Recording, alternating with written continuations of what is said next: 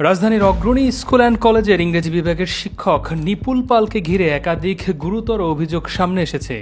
অভিযোগে বলা হয়, বিবাহিত এই শিক্ষকের সঙ্গে তার এক মুসলিম ছাত্রীর পরকীয়ার সম্পর্ক গড়ে ওঠে, যা নিয়ে দীর্ঘদিন ধরে পরিবারের মধ্যে বিরোধ চলছিল।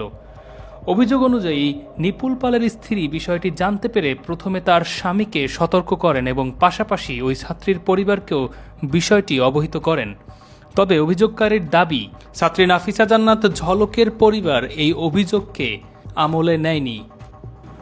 এক পর্যায়ে শিক্ষক ও ছাত্রীর অবৈধ সম্পর্কটি পরিচিতদের মাধ্যমে প্রকাশ্যে আসে। তারা রাজধানীর একটি হোটেলে যাতায়াত করে এবং পরে তাদের ভিডিও এবং ছবি প্রকাশ্যে আসে। এছাড়া ঝলকের বন্ধু বান্ধবের মধ্যেও বিষয়টি ছড়িয়ে পড়ে। এক পর্যায়ে উভয় পক্ষের মধ্যে একটি লিখিত অঙ্গীকারনামা করা হয়। তবে অভিযোগকারীর ভাষ্য, সেই অঙ্গীকারনামা ভঙ্গ করে তারা আবারও যোগাযোগ অব্যাহত রাখছিল।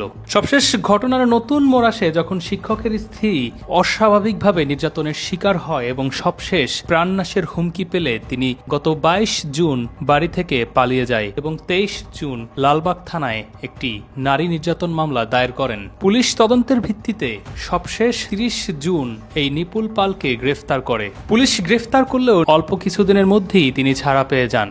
বর্তমানে নিপুল পালের স্ত্রী ন্যায় বিচারের দাবিতে প্রশাসনের বিভিন্ন দপ্তরে যোগাযোগ করছেন বলে জানা যায়। তবে এই অভিযোগগুলোর বিষয়ে অভিযুক্ত শিক্ষক বা সংশ্লিষ্ট ছাত্রীর কোনো আনুষ্ঠানিক বক্তব্য এখনো প্রকাশ্যে আসেনি।